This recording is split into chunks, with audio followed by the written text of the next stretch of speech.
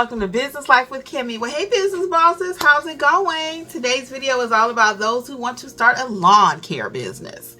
Yes, how do we do that? Step by step, I'm going to tell you what to do. Why would you even want to start a lawn care business? Because people don't want to cut their grass, okay? They do not want to mow the lawn. It's not like back in the day when I was growing up, it was an honor, it was a sense of pride. I got to go cut the grass on Saturday morning, right?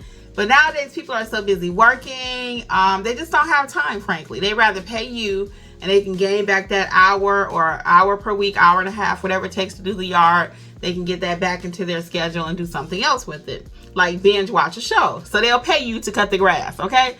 But we're going to talk about how to build out this business, how to do it properly so you can actually be profitable and actually enjoy it too, right, while you're doing it. So first, when you're doing your lawn care business, you want to do a little research and planning, okay?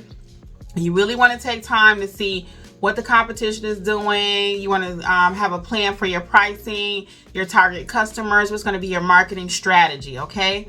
So who are your target? Who is your target market? You want to think about that. Then you also want to think about the legal considerations, okay? Are you going to be doing it by yourself? Will it be a partnership? You and your brother, you and your father? Who's in the family business with you? Because you want to make sure everything is legally documented. If you don't put it in writing, it never happened. So you and your brother start a business together today. It's not that big. And then 6 years from now, 5 years from now, you guys are balling out of control. And now it's like, oh no, this is my business. I put the first $100 in. Oh no, it's my business. I put the first 50 in. Oh no, it was my idea. You see what I mean? So you want to make sure everything is written the way it's supposed to be. Is it a partnership? Who owns more? Do you own more than your brother? All of that needs to be in writing because your business will grow. And as it grows, you need to make sure, again, everything has been documented. If not, it never happened, okay? And you will end up in court. The next thing we're going to discuss is having the proper insurance before you start cutting lawns. Why?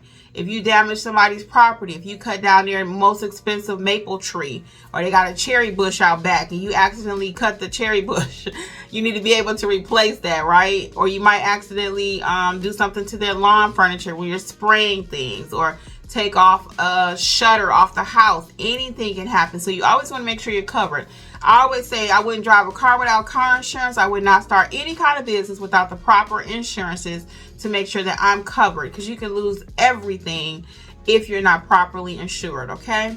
The next thing is your services and pricing, okay? When it comes to what services will you offer in your lawn care business? Because what I find is, for the person that even does my mother-in-law's yard that I found, I've hired him to cut trees for me. He will haul off junk for you. So it's different levels of service that you can offer even in your lawn care business. You see how we started out with just lawn care, but people will trust you and will ask you to do other services. So that's why you have to, now is the time to kind of determine, what can I do? People will ask you to do pest control. Again, I already mentioned junk removal. They may ask you to move furniture because you have a truck normally. So you need to find out what services will you be offering in your business. And there's always more than one thing you can do. Whatever I'm helping people to start a business, scale a business, I'm always asking what other services can we offer, because we all know that the lawn care business can be seasonal. So what can you offer when it's off season? That would be the time for you to do your pest control, maybe handyman, learning how to fix and repair a few little basic items in a home. I always want you to have more than one stream of income, not just one revenue source. Because again, this is very seasonal. People not getting their grass cut all year long. When the snow comes, they don't need you. Can you start shoveling snow? Can you get a snow blower if you're in that type of climate? So I always want you to think more than just one idea. What else can I be doing? Okay. Pressure washing is something else you may want to add. And I'll do a whole video on how to start the pressure washing business, because that could be a whole business by itself, or it can be an addition to your lawn care business. All right. You need to think about what type of equipment do you need. Okay. Will you need a mower? Of course, probably. Will it be a riding lawnmower? Will it be an electric lawnmower? Will it be self-propelling? What kind of lawnmower will you be getting and purchasing? And if you start out with a cheaper one, maybe eventually put in your budget where you can get a riding lawnmower, right? You want to think about the trimmers, the blowers, whatever tools you need in order to get that business started. So you want to make a list. Make a list. Don't go out and just start saying, I think I need this. I think I need that. Maybe I need this. No. Make a list. Make the vision clear. So what equipment do you need to get this business started? And again, I want to say, what do you need? Because a lot of times when you start buying this kind of stuff, you get over to Home Depot and Lowe's, and it's like, oh, it's all flashy and nice. No, please don't. Stick to the list. What do I need to get this business started? Okay. And then you want to establish relationships with suppliers. Eventually, if you find that, I'm buying a huge quantity of ABC, make some connections inside Home Depot or Lowe's. Sometimes there's a little 10% discount that they can give you on stuff. I've even walked in and say, hey, I got this large project going on. I want to know, can I get a discount on it? And be very clear. Let them know, hey, or I just started my business. I'm trying to buy all of my equipment. I would love to get it all from you. Ask for discounts. If you don't ask, it's a no, right? Okay. Next, when it comes to your business, your lawn care business, you want to talk about your branding and your marketing. You want to think about that. What's your business name going to be? Don't make it so cute where people are not able to find you, okay? When they go on Google, they put in lawn maintenance near me. Don't have your title so fancy where people don't know what it is, okay? I would even try to have the name lawn care in my title of my business name. I would, because that's just how I think. Now, you may think a little bit differently, but make sure it's not so different and out there where you're not findable on Google, okay? Because that's where most clients are going to find you. You want to make sure your logo is nice. Your logo and your name go together. Make sure it's reflective of what you do. You wouldn't have a babysitting logo or something with children and you're cutting grass, you're mowing lawn. It should be something with lawn care, okay? So your branding is very, very important because people are very visual. And they're going to look at what you're offering before they even call you. And if everything is not matching up, they're not going to call you. Because unfortunately, lawn care has a terrible reputation. People will come out. Somebody tried to cut my dad's grass one year. He came out with a spotlight at night cutting the grass, y'all. So you know what that looked like, right? You know what that looked like. No, we are not doing that. So you want to have a huge online presence is our next one. Again, setting up a website, taking pictures of you outside in front of the lawnmower, okay? Or behind it, you with the clippers in your hand, have someone take a couple pictures of you in front of shrubbery, okay? So they can see what you do. Even though your title, your name of your business may be lawn care, your logo, people love to see you in action. For my notary business that I have pictures of me stamping papers. People love it. And I always have a smile. They love that, okay? Because they feel like they know you before they even do business with you, okay? Pictures speak 1,000 words. Again, this kind of goes back to the online presence. Making sure that you have a booking system. How are people going to book with you? Do they have to call and make an appointment? Are they going to be able to get on your calendar? You may think about Calendly, and it's a software where people can get on your calendar. You have your pricing set there. So there are many of different software tools that you can use. That's just one that I thought of.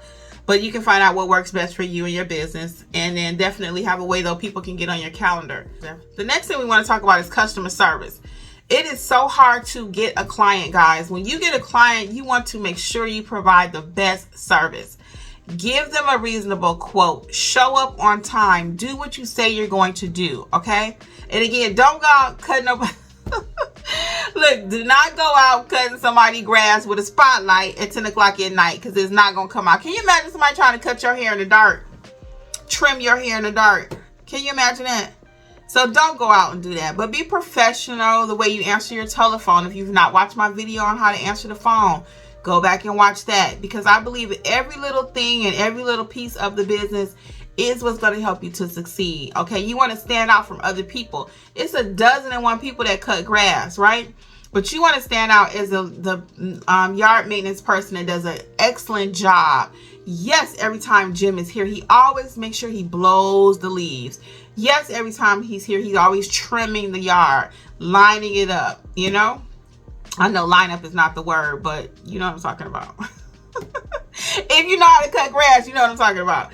So anyway, but we really want to make sure though that we provide excellent customer service. Ask your clients, how am I doing? Ask for reviews. That'll get your Google algorithm going so people can find you on Google.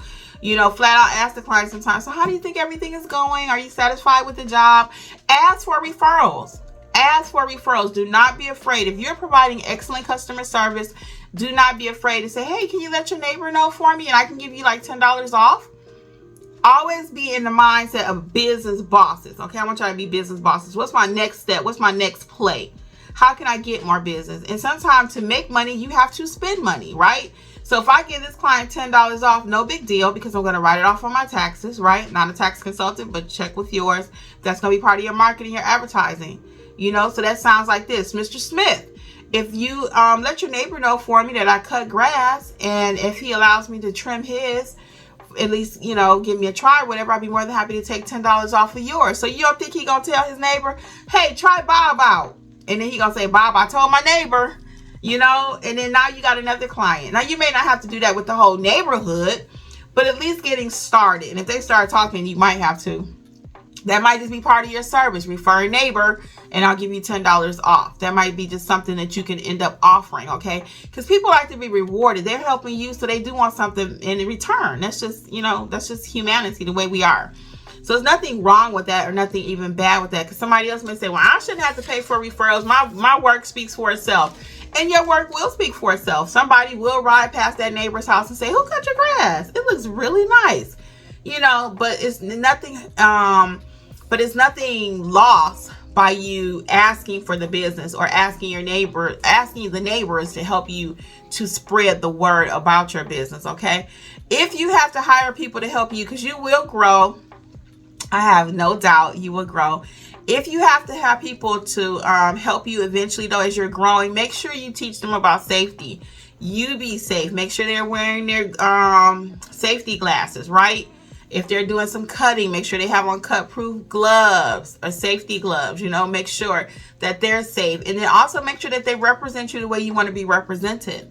All right. Whenever you have a business and you hire other people, they are a direct representation of you. In my other business that I have 2 people that work with me.